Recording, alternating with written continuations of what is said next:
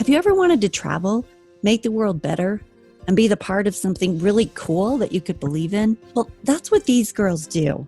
Today, we're talking to Annabelle McClure from Colorado, age 26, and to Andrea Hassler from Maryland, age 29.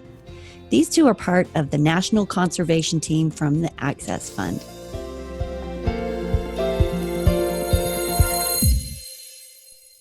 Stories are our lives in language. Welcome to the Love Your Story podcast. I'm Lori Lee, and I'm excited for our future together of telling stories, evaluating our own stories, and lifting ourselves and others to greater places because of our control over our stories. This podcast is about empowerment and giving you, the listener, ideas to work with and making your stories work for you. Story power serves you best when you know how to use it. The Access Fund is a nonprofit committed to protecting climbing access and the integrity of America's outdoor rock climbing areas. They face issues like loss of areas, private land is being developed, or public land managers are regulating areas, or climbers are overusing an area and it's being degraded. So the Access Fund is a big national group that focuses on a couple of areas. They focus on legal policy and basically advocating for rock climbers. They acquire land so that they can protect it. They're big into conservation and making sure that the climbers aren't loving the crags to death. So they look at things like erosion and human waste and trash. And then they also educate the climbers on how to keep those areas safe. They look at risk management and working with landowners and overcoming liability of lawsuits and being afraid of it. And they help organize local support in climbing areas. And this traveling team is part of this herculean effort and one of the programs that the Access Fund puts together. But what's really cool is that these two had to apply and try out and be chosen for this team, this national conservation team that goes around. And let's start with Annabelle. Annabelle, will you tell us a little bit about what it took, first of all, to get chosen for this national conservation team? And then how did you get there? What's your story on why that was important and why you wanted to do it? For me, I think my love of the outdoors and passion for climbing started as a child growing up in Colorado. My parents have land in the wet mountains, and I grew up playing in the woods. We would build trails for fun, for hiking, for mountain biking, for dirt biking. And I would go out climbing with my dad, who's an old school climber, was always taught about the ethics of climbing from an old school perspective, and climbed with these kind of old school climbers who had, done first ascents around the country and were just very influential people in my life. But for me, as a kid, it was just climbing was just kind of a thing that I did with my dad, and it was cool and I liked it, but I wasn't super passionate about it. And I didn't really develop my passion for climbing until I was in college and started doing it more on my own and kind of found my own friend group. And then it was something cool that I was, really into, and it was a fun, cool thing that I started doing on my own. And then with that, I think I still had the love of the outdoors and conservation mind. And so it kind of ties in with climbing.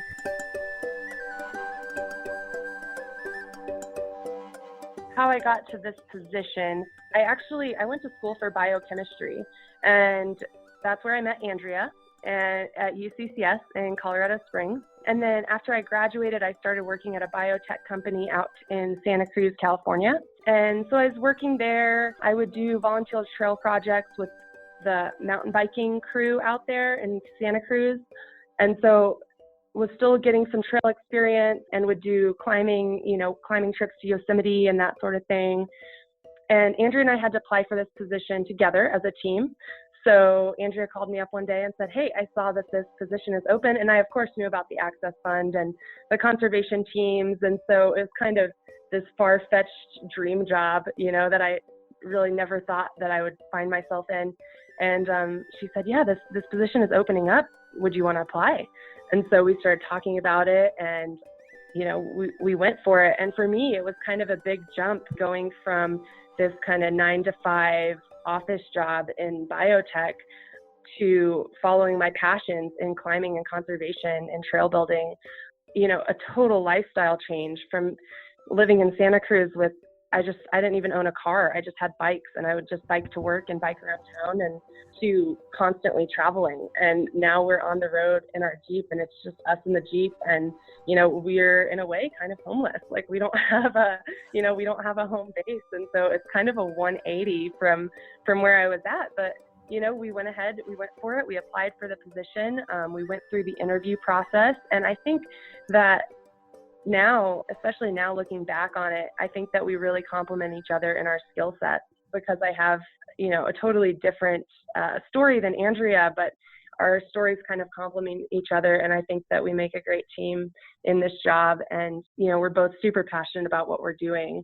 And now we get to travel around the country to rad climbing areas and do amazing work, working to conserve these areas for future generations, which means that, we get to share our passion and know that, others will get to continue to have these experiences that we treasure so much.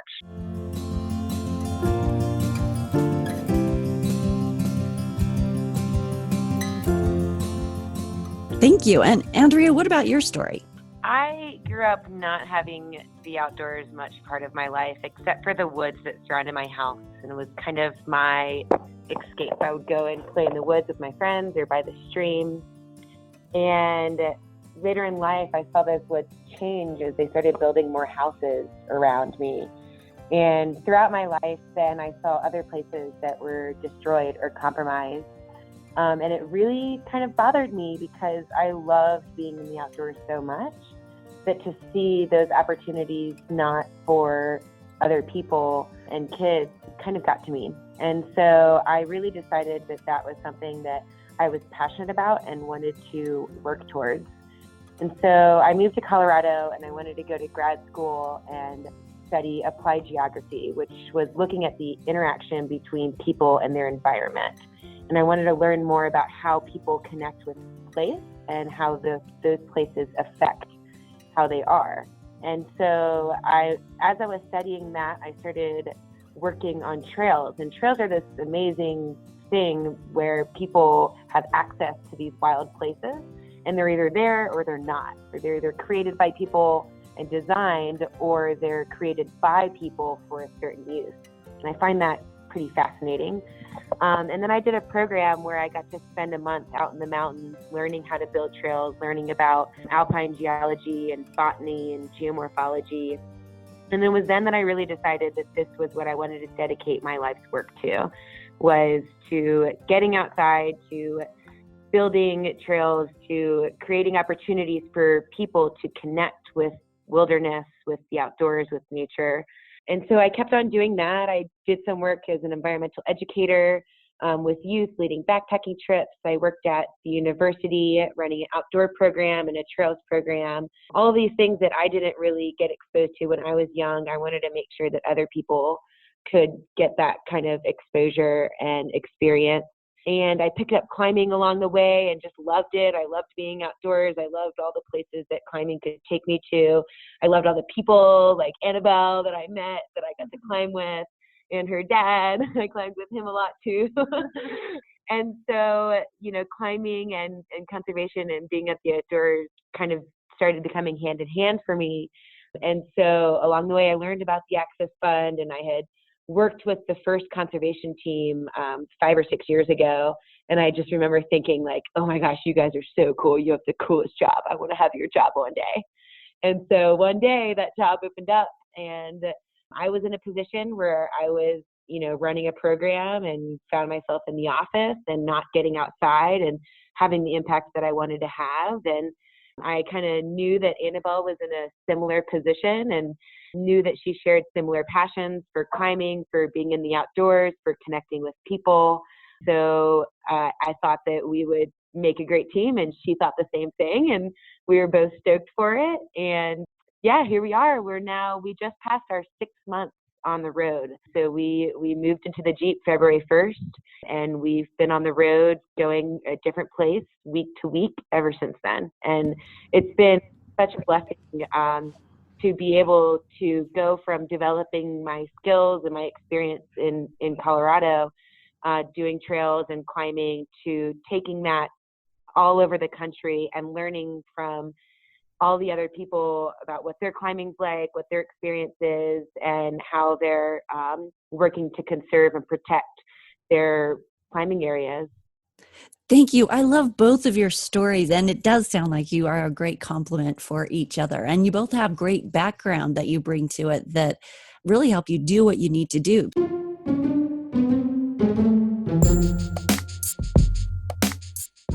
I was in a place where I decided that I wanted to do bigger climbs. And bigger climbs meant climbing big walls.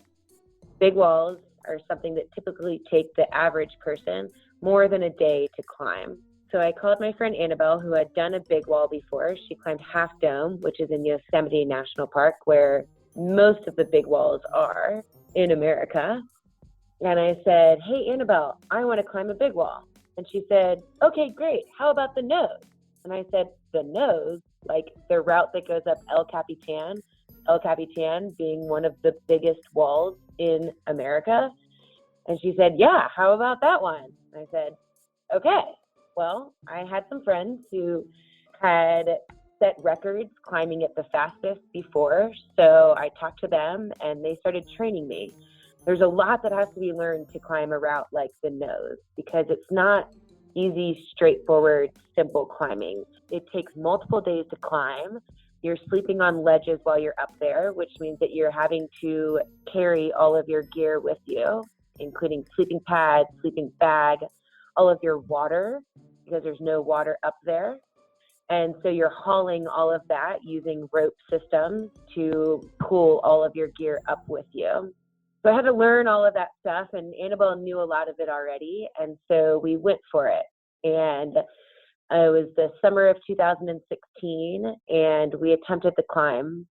And after 2.5 days of really hard work, really scary climbing, we were halfway up the wall, 1,500 feet, looking down at Yosemite Valley, and realized that we probably weren't going to make it as far to the top as we thought we would in the amount of time that we had planned for. And at that time, we decided that we were going to go down.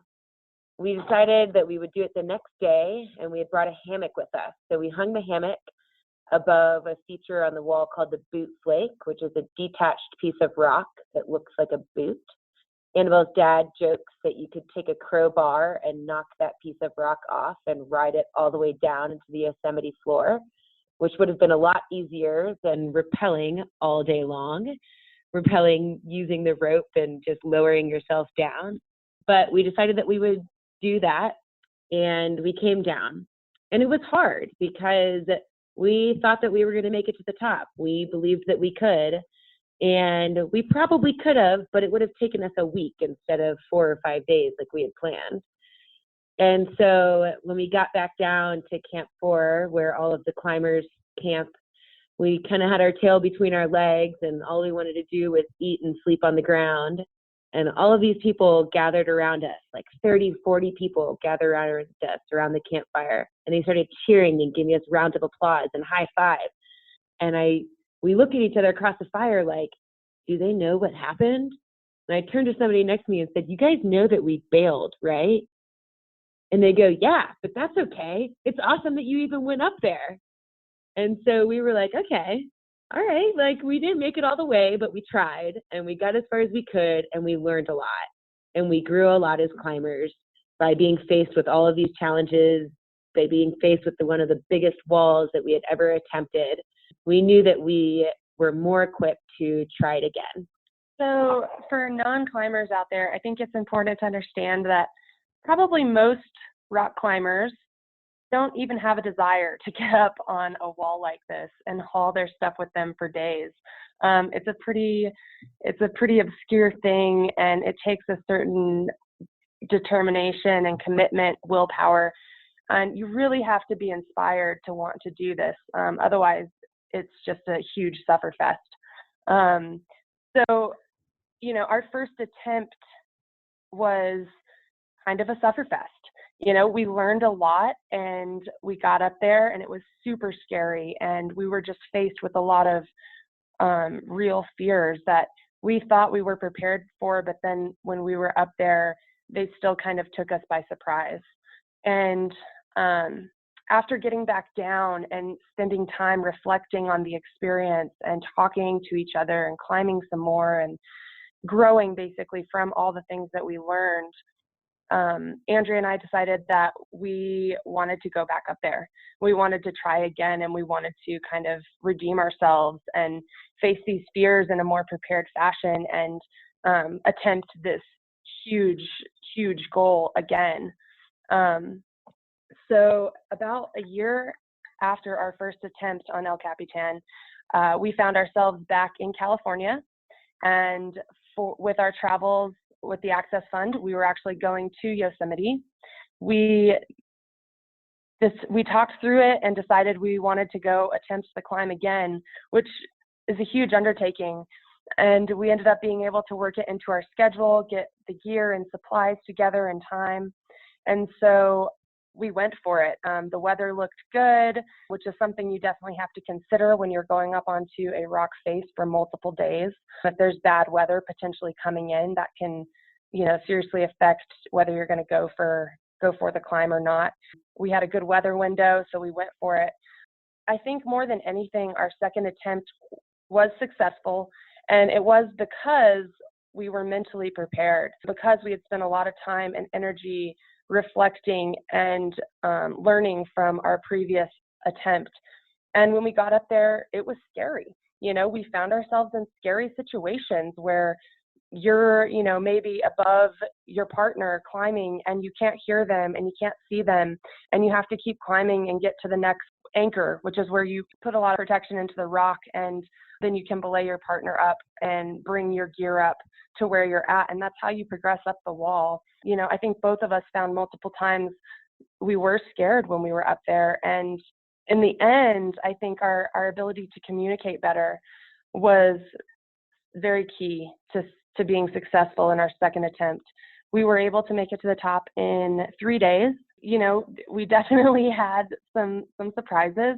We dropped a couple pieces of gear on the way. I think there were a couple falls that happened, with minor, basically no injuries. But it's still scary when you're thousands of feet off the ground. It just exponentially increases the terror of climbing. And it was just the most rewarding feeling, I think, getting to the top of this rock, El Capitan in Yosemite, the second attempt, and doing it together and being successful and persevering through, all the things that come up along the way. We made it to the top right around dark on the third day, and we were planning to hike down, but due to the fact it was already dark and we were completely physically exhausted, we decided to go ahead and bivvy on top of El Cap. And I think that was probably one of the most epic nights of sleep ever. It was super cold and we were both kind of shivering all night, but it was just, we were so stoked and so fulfilled in making it to the top and sleeping on the ground again after sleeping on rock ledges on the side of a rock face for 3 days. It was so rewarding.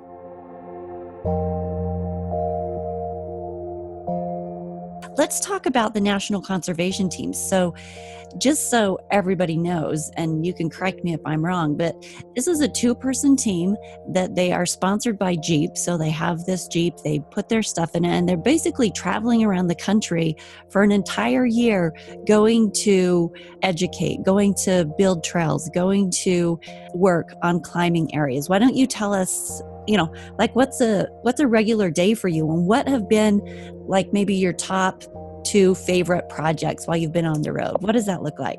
So I'll start with, there's actually 3 conservation teams on the road. We're the national team, but then there's an East Coast and West Coast team. And the East Coast and West Coast stay in the same project area for a few weeks or a few months and complete larger, more technical restoration conservation projects.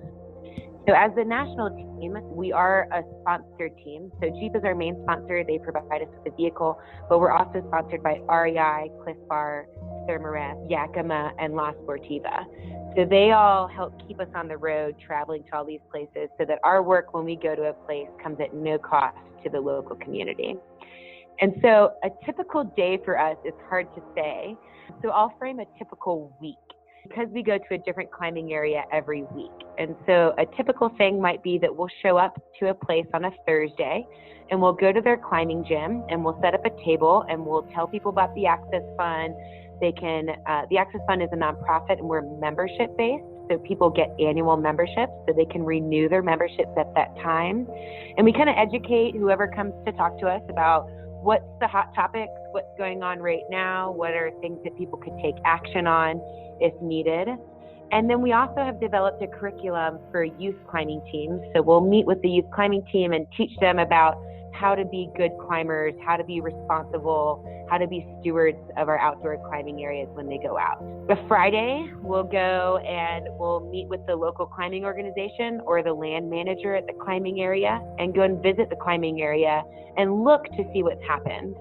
A lot of these climbing areas weren't planned for the impact that has happened over the years. We've now got millions of climbers that are going out, and our feet, our use, our pack, all of our stuff has an impact on those places. So we go out and we look at the trails, we look at the staging areas where people kind of prepare for the climb. We'll look at the bouldering areas where people walk around and put down their climbing pads, their bouldering pads for climbing. And we'll talk about ways that we can help to mitigate the damage that's taken place. And then we come up with a plan, because on Saturday we have anywhere from a dozen to 60 volunteers that will come out and work with us for a full day on what we call an adopt a crag. And that will include anything from building trails to retaining walls to keep the hillside in place, to removing graffiti, to picking up trash. Anything that is needed for the area, we coordinate and organize to do that. On Sunday, we might finish up our project work, and on Monday, we might work on the computer and complete assessments, upload all of our data for what work we completed, send out a report, and then do our logistics and planning for getting to our next project site. Tuesday, we'll usually travel, and someday within that week, we're going to climb something somewhere. Absolutely. Two of the things that I love most about the story that you've shared today is the story tools that we talk about of, number one, going for your dreams. You know, you knew what you wanted to do, and when the opportunities came up, and I'm talking both about climbing the nose and also about applying for this fabulous position on the National Conservation Team, you went for both of them. You know, you weren't letting stories of fear hold you back or stories of self-doubt. And I don't mean you didn't feel those things. I just mean you didn't let them hold you back.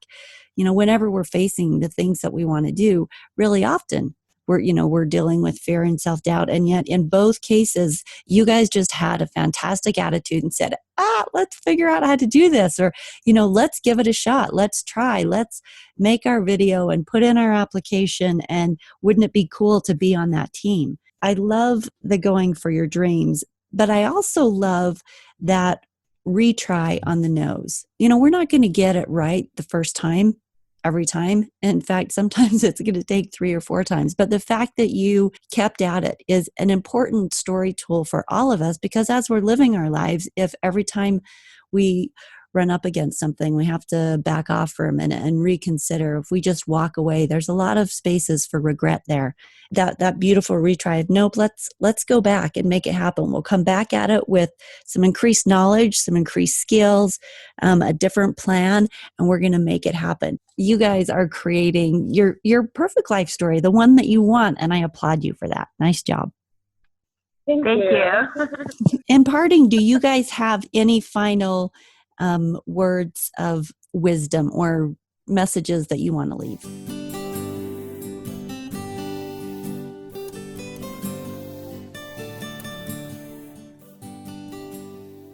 I think something that just kind of came up while you were saying that, I was thinking, we really don't let things hold us back.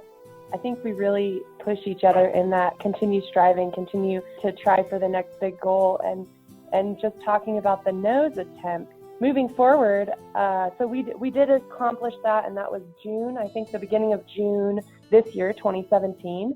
And we actually just officially decided to go for a nose in 1 day attempt, also known as a NIAD, this September, which, that's huge.